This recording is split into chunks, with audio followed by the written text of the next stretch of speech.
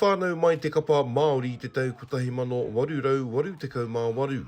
A hei tātuku Morgan ko tae noa atu te wā kia riro mā te iwi Māori tonu tōnā ke kapa e whakahaere. I runga anō e tōna rangatiratanga, ne? Ka mutu kua eke ki te rawa. Kua ki te au i ngā tau ki muri a rā ngā here e tāmi nei i a tātou ahakoa ki roto i ngā rohe, ahakoa ki roto anō i te roku matua. He uru pounamu I whakatongia I te taunga mai o ngā rangatira ki wainga I te kapa I Hapani. It's an awesome idea. I'm not sure if it will ever happen, but it's a team I'd like to play for. Bro, that'd be unreal, eh? And I think it'd be an awesome spectacle and something that Māori could definitely get behind. He kākano noi hoi tēnei wā, engari e kōrero tia ana tētahi momo kapa kāore o na here ki te ue pū matua. E whai wāhi ai ngā kai tākoro Māori, kei ngā tōpito katoa o te ao e tākoro ana. Love that, and that would be so awesome. It would be, guys like Quade Cooper, Aaron Smith, that could be overseas. Yeah, it'd be unreal to play with some of the best Māori players that play around the world.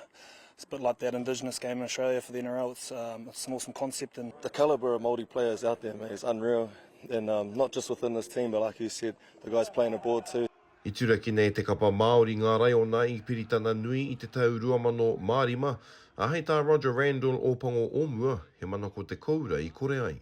You think about the guys, you'd be able to get into it. Playing, chucking out there, playing England and pack Twickenham. How awesome would that be for Māori rugby? Any international games would be mean.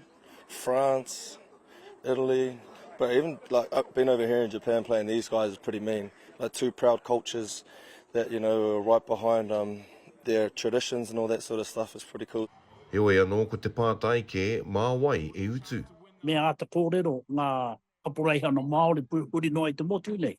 Me pepe e tāi e tātou te āwhinatu, te waihanga I te pūtea matua, kia māmai te whakatū me te whakahaere I tō tātou tīma.